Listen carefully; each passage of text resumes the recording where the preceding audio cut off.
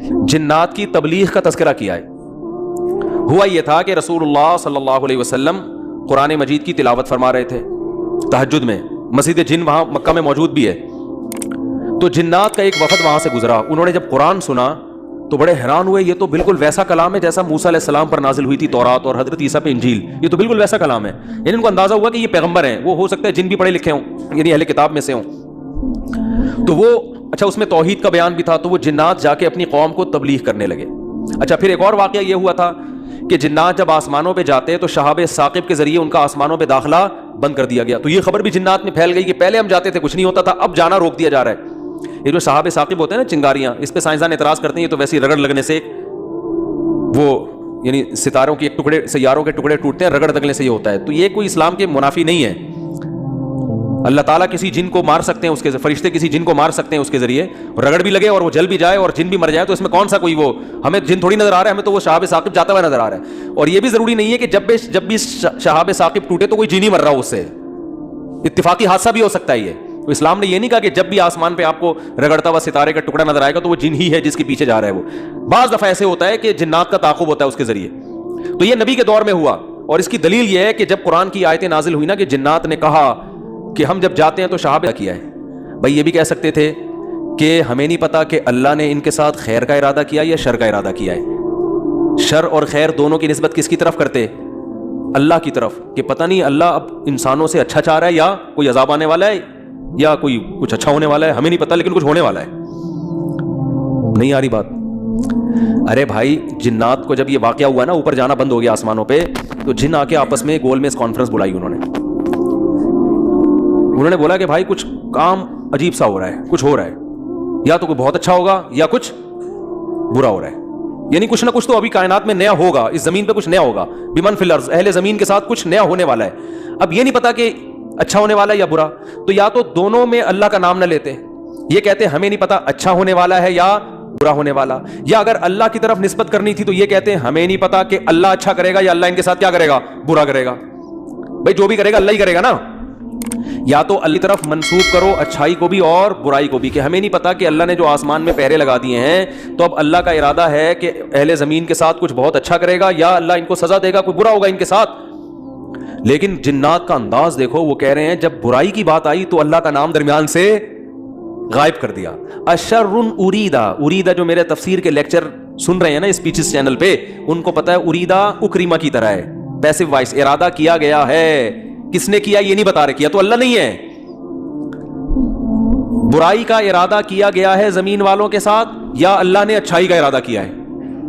اب آئی سمجھ میں؟ اب بھی اگر نہیں سمجھ میں تو آئی کیو لیس لوگ ہیں آپ لوگ. پھر وہی پہلی ہے کہ وہ جو سیٹھ صاحب تھے نا, بے وقوف تھے, اپنے شاگرد سے کہہ رہے ہیں, اپنے ملازم سے, کہ ایسی پہلی پوچھ کہ اس کا جواب میں بتا سکوں, ورنہ بے عزتی ہو جائے گی نا. اور اگر نہیں بتایا نا میں نے اس پہلی کا جواب تو میں تجھے چھوڑوں گا نہیں, تیری گردن اڑا دوں گا میں. اب پہلی پوچھ لیکن آسان, تاکہ میری عزت بھی ہو جائے کہ بھائی سیٹھ نے پہلی کا جواب دیا ہے, جب جواب دوں گا عزت ہوگی, بھائی بڑے ذہین ہیں آپ. تو آہستہ سے اس کو کان میں کہہ دیا کہ ایسی پوچھنا کہ مجھے جواب اس کا آ بھی جائے, اتنی مشکل نہ ہو. اب یہ جو ملازم تھا نا, یہ گرو کہتے ہیں نا اس کو, گرو کہتے ہیں کیا چیلا کہتے ہیں, چیلا یا چیلا, بچہ بڑا ہوشیار ہے ماشاء اللہ, چیلا. تو وہ چیلا کے اب سوچنے لگا کہ یار ایسی پہلی پوچھو کہ بہت آسان ہو. اب اس نے پہلی سوچ کے آیا. سرائکی میں یہ لطیفہ ہے اصل میں, دیکھو ہک چانٹ مرے سا سدھا تھیا ویسے, یہ میں نے ایک لفظ سیکھا ہے سرائکی کا. اب کسی کا مطلب نہ پوچھنا, وہ چماٹ لگا دے گا آپ کو کھینچ کے. دیکھو ہک چانٹ مرے سا سدھا تھیا ویسے, ٹھیک ہے نا. تو یہ کسی سے کہنا نہیں, ورنہ کوئی گارنٹی نہیں ہے, ٹھیک ہے نا. تو وہ جو تھا نا, اس میں اس نے پہلی سوچی, اس نے کہا حضور, اب مجھے پوری سرائکی تو آتی نہیں نا, وہ ہمارے حضرت سرائکی میں سناتے تھے یہ لطیفہ, وہ مزہ سرائکی میں. یہ خیر ایک مخلوق ہے, پونچھ گھمیندی ہے, چولہے کے گرد گھومدی ہے تے میاؤں میاؤں کرندی ہے بھائی. پونچھ بلی ہے نا, سب کو پتا ہے بھائی, اور چولہے کے گرد اکثر گھومتی ہے, اور آخر میں کم بخت نے یہ بھی بتا دیا کہ میاؤں میاؤں کرندی ہے, کہ یار ایسا نہ ہو یہ کوئی شیر اور چیتا کو لے آئے. اب یہ کھوپڑی اس کی کام نہیں کر رہی نا, آئی کیوں. اب یہ گھنٹہ بیٹھ کے سوچ کے کہتا ہے یار کس مصیبت, کہہ رہا ہے ککیڑ مرغا نا. اب یہ جو چیلا تھا نا, اس نے بولا اگر میں نے بول دیا نا کہ یہ غلط ہے تو میری تو ایسی کی تیسی. اور یہ تھا 1.5 ہوشیار. یہ اگر یہ کہہ دیتا کہ جی یہ جو ہے کیا نام ہے صحیح جواب دیا, تو اس کو یہ شبہ تھا کہ جو میرا گرو ہے وہ کہے گا کہ یہ شاید 2 نمبری کر رہا ہے. تو اس نے بڑی چالاکی سے ایک کام کیا, اس نے بولا حضور لگتا ہے کسی نے دسیا ہے. یعنی اتنی مشکل پہلی میں نے پوچھی تھی اور آپ نے بالکل درست جواب دیا, یہ کسی نے یقیناً آپ کو بتایا ہے. تو جواب کہتے ہیں نہیں, عقل کی دوڑ ہے. عقل کی دوڑ ہے بھائی, ادھر کیا ہے یہ عقل کی دوڑ ہے. ہمارے ادھر ایسی پڑھتے تھے عقل کی دوڑ ہے, عقل کی دوڑ ہے بھائی یہ. تو میں نے اتنی ڈیٹیل میں آپ کو بتایا, اب بھی سمجھ میں نہیں آ رہا کہ جنات کیا کہہ رہے ہیں, انا لا ندری, ہمیں نہیں پتا, اشر ارید بمن فی الارض, کے زمین والوں کے ساتھ شر کا ارادہ کیا گیا ہے, ام اراد بہم ربہم رشدا, یا رب نے خیر کا ارادہ کر لیا ہے. تو کتنی تمیز ہے جنات میں ہے بھائی. حالانکہ شر کا ارادہ بھی اگر کیا ہے تو اللہ نے کیا ہے, خیر کا ارادہ بھی کیا ہے تو کس نے. لیکن قرآن جنات کے ان الفاظ کو نقل کر کے, قرآن نا سمندر ہے, بہت سارے مضامین قرآن میں ہوتے ہیں, ایک ایک آیت میں بہت ساری چیزیں نکل رہی ہوتی ہیں. تو یہاں یہ جہاں یہ بات ثابت ہو رہی ہے, تبھی تو فقہاء نے بیان کیا نا کہ قرآن اور حدیث سے استدلال 4 طریقوں سے ہوتا ہے, عبارت النص, اشارت النص, اقتضاء النص اور دلالت النص. 4 طریقے ہیں جہاں سے فقہاء قرآن اور سنت سے مسائل نکالتے ہیں, جو اصول فقہ میں پڑھائے جاتے ہیں. جو آج کل جو نئے محقق آ رہے ہیں نا مارکیٹ میں, انہوں نے ان میں سے کوئی اصول بھی نہیں پڑھا ہوتا. تو اس سے یہ بھی پتہ چل رہا ہے قرآن تمیز بھی سکھا رہا ہے ہمیں کہ جنات سے تمیز سیکھ لو, ہمیشہ شر کی نسبت اپنی طرف کرو. صحیح ہے نا, میری وجہ سے ایسا ہوا, یہ ساری خرابی کس کی وجہ سے ہوئی ہے, میری وجہ سے ہوئی ہے. بھائی میری کوئی کوتاہی ہے جس کی وجہ سے شکست ہوئی ہے. جیسے غزوہ احد میں شکست ہوئی تو صحابہ نے تو اپنے آپ کو جھونک دیا تھا, شکست ہو گئی, تو قرآن نے کیا کہا, تمہاری وجہ سے ہوئی ہے. ٹھیک ہے نا, تم نے پیغمبر کی اس معاملے میں اطاعت نہیں کی. صحابہ نے یہ نہیں کہا واہ ہم مدینہ چھوڑ کر آ گئے پیغمبر کے لیے, ہے بھائی اتنے ساری ہم نے قربانیاں دے دیں اور اسباب کی دنیا میں کامیابی کی امید نہیں تھی, پھر بھی ہم نے اپنے آپ کو میدان جنگ میں لے جا کے جھونک دیا. اب ایک گھاٹی پہ اگر 50 آدمیوں کے میں سے چند لوگوں نے اگر امیر کی اطاعت نہیں کی تو اس کی ہم سب کو اتنی بڑی سزا مل رہی ہے. دوسرے کوتاہی تو انہوں نے کی ہے اور قرآن کہہ رہا ہے کہ تم نے کی ہے, سب کی طرف نسبت کیوں کی جا رہی ہے. صحابہ نے ایسا کوئی لفظ زبان سے نہیں نکالا, کچھ بھی نہیں نکالا صحابہ. اے اللہ ہماری غلطی ہے, ہم استغفار کرتے ہیں, آئندہ یہ کوتاہی نہیں ہوگی. کیسا کامیابی کے اصول ہیں یہ. تو بھائی دیکھو, دنیا میں آپ کو اللہ کی مان کے چلنا ہے, آخرت میں پھر اللہ آپ کی مان کے چلے گا. سمجھ رہے ہو نا, پھر آخرت میں اللہ کہے گا کہ وَلَكُمْ فِيهَا مَا تَشْتَهِي أَنفُسُكُمْ, تمہیں زبان سے نہیں بولنا پڑے گا, جو دل میں تمہارے خیال آئے گا نا, خواہش پیدا ہوگی, اس دل کی خواہشات کو اللہ وہاں پورا کرے گا. دنیا آزمائش کی جگہ ہے, پیڑے کھانے کی جگہ نہیں ہے. یہاں آزمائشیں ہیں, اور اگر کوئی آزمائش نہیں ہے تو یہ خود ایک آزمائش ہے. آپ کہہ سکتے ہیں فلاں تو بڑی ہنسی خوشی زندگی گزار رہا ہے, وہ تو کوئی آزمائش ہی نہیں ہے. او بھائی یہ ہنسی خوشی زندگی خود ایک آزمائش ہے کہ یہ اللہ کا شکر ادا کر رہا ہے کہ نہیں کر رہا. اسے نہ کوئی بیماری ہے, اس کا گھر بھی ہے, اس کے بیوی بچے بھی ہیں, اس کو سکون بھی ہے, گھر میں آتا ہے بیگم تمیز سے بات کرتی ہے, اور جناب گھر سے باہر نکلتا ہے تو بیگم پوچھتی نہیں ہے واپسی پہ کہ انڈے کیوں نہیں لے کر آئے, کوئی کسی قسم کی ٹینشن نہیں ہے. یہی ہو رہا ہے نا آج کل. اور جناب ابا بھی ٹھیک ہیں, اماں بھی ٹھیک ہیں, ملک کی حالات بھی ٹھیک ہیں, بے روزگاری بھی نہیں ہے, بلکہ والدین کو گالیاں دینے کی بھی ضرورت نہیں ہے, لائٹ بھی نہیں جا رہی, پنکھا بھی چل رہا ہے, بٹن دباؤ پنکھا چلتا ہے.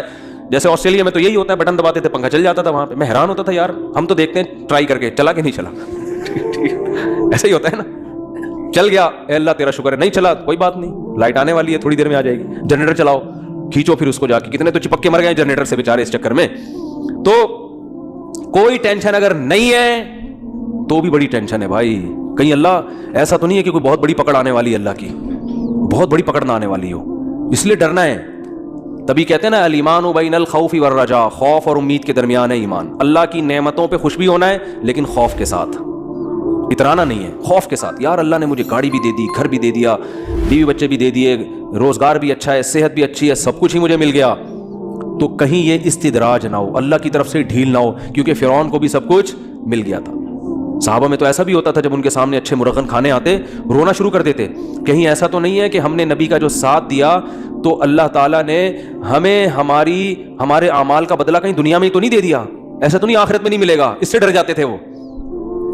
اور آج ہماری حال دیکھو, ہماری حالت دیکھو, خوشی ملتی ہے تو اترانے لگتے ہیں, دوسروں کو نیچا دکھانے لگتے ہیں, اور ایسے سمجھتے ہیں ہم سے بڑا فنٹر دنیا میں کوئی ہے ہی نہیں, اور اعمال سے پیچھے ہٹ جاتے ہیں. خوشی ملی ہے نا تو اعمال سے کیا ہو جاتے ہیں, پیچھے, اور غم ہوتا ہے تو واویلا کرنا شروع کر دیتے ہیں. جیسے قرآن نے کہا ان الانسان خلق ہلوعا اذا مسہ الشر جزوعا واذا مسہ الخیر منوعا، کہ انسان کو جب شر پہنچتا ہے جزوعا، جزا فضا شروع کر دیتا ہے، واویلا، ہائے میرے رب نے یہ کر دیا، ہائے میرے اللہ نے یہ کر دیا میرے ساتھ، میں ہی ملا تھا ٹینشن دینے کے لیے۔ اور جب خوشیاں ملتی ہیں منوعا، اللہ فرماتے ہیں کنجوس بن جاتا ہے، میرا مال میں خرچ نہیں کروں گا، میں غریبوں کا خیال نہیں کروں گا، میرا پیسہ ہے، میری محنت ہے۔ تو کہیں الا المصلین فرمایا کچھ لوگ ہیں جو معتدل ہوتے ہیں کہ جب غم پہنچتا ہے تو صبر کرتے ہیں، خوشی پہنچتی ہے تو اللہ کی اطاعت میں اور زیادہ بڑھ جاتے ہیں۔ اور وہ کون لوگ ہیں؟ الا المصلین الذین هم علی صلاتهم دائمون، وہ نمازی جو اپنی نمازوں کی حفاظت کرتے ہیں، اور والذین هم من عذاب ربهم مشفقون، آخرت کا سوچ سوچ کے ڈرتے رہتے ہیں۔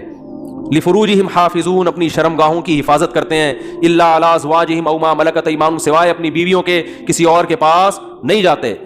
لِأَمَانَاتِهِمْ وَعَهْدِهِمْ رَاعُونَ، اپنے ایگریمنٹ کے پابند ہوتے ہیں، کسی کو زبان دے کے پیچھے نہیں ہٹتے معاہدوں کے۔ تو اللہ نے جو خوف دن کے دل میں نا ان کی یہ صفات بیان کی ہیں، فرمایا یہ نارمل لوگ ہوتے ہیں۔ یہ کیا ہوتے ہیں؟ نارمل۔ نے بتایا کہ وہاں ایک افغانی آئے ہوئے تھے، وہ کہنے لگے کہ ہم نے وہاں امریکیوں کو دیکھا ہے کہ جب ان کی لڑائی ہوتی تھی نا وہاں افغانستان میں، تو ادھر افغانی جب شہید ہوتے ہیں تو ان کے دوسرے جو بھائی ہیں نا وہ صبر کرتے ہیں، بھائی شہید ہو گئے، اللہ تعالیٰ اس کے درجات بلند کرے۔ انہوں نے کہا کہ جب کوئی امریکی قتل ہوتا ہے تو چیخ چیخ کے رو رہے ہوتے ہیں فوجی۔ تو یہ ایک اسلام کا ایک صاف نظر آتا ہے کہ مسلمان غم کیسے جھیلتا ہے، اور جس کا آخرت پر ایمان نہیں ہے، حالانکہ ان کی فوج میں موٹیویشنل اسپیکر بہت ہوتے ہیں جو ان کو موٹیویٹ کرتے رہتے ہیں ملک، لیکن وہ کہتے ہیں ذرا سا زخم ہوتا ہے ایسا چیختے ہیں۔ ہمارے ہاں بچے بھی ایسے نہیں روتے جیسے فوجی رو رہے ہوتے ہیں، ایسا چیخ رہے ہوتے ہیں اور ایسا ایک دوسرے کے گلے مل رہے ہوتے ہیں، یار تیری ٹانگ ٹوٹ گئی، ہاں ہاں وہ۔ تو ایسے کئی لوگوں نے بتایا جو بھی آتے رہتے ہیں نا وہاں سے، آنا جو افغانی تو آتے ہیں یہاں تجارت کے لیے، تو کہتے ہیں ہم جب دیکھتے ہیں نا اس طرح کہیں لڑائی ہو رہی ہو افغانیوں میں اور ان میں جو آپس میں لڑائی ہو رہی ہے، تو اس میں یہ منظر ہمیں دیکھنے کو ملتا ہے کہ وہ چیخ رہے ہوتے ہیں، اور جب ان کے زخم ہوتے ہیں تو کچھ بھی نہیں، آرام سے بیٹھے ہوئے تھوڑا کرار ہے بس، اور کچھ نہیں۔ یہی حال میتوں پہ بھی ہے۔ آپ دیکھ لو، دیندار اگر واقعی دیندار ہے وہ میت پہ چیخو پکار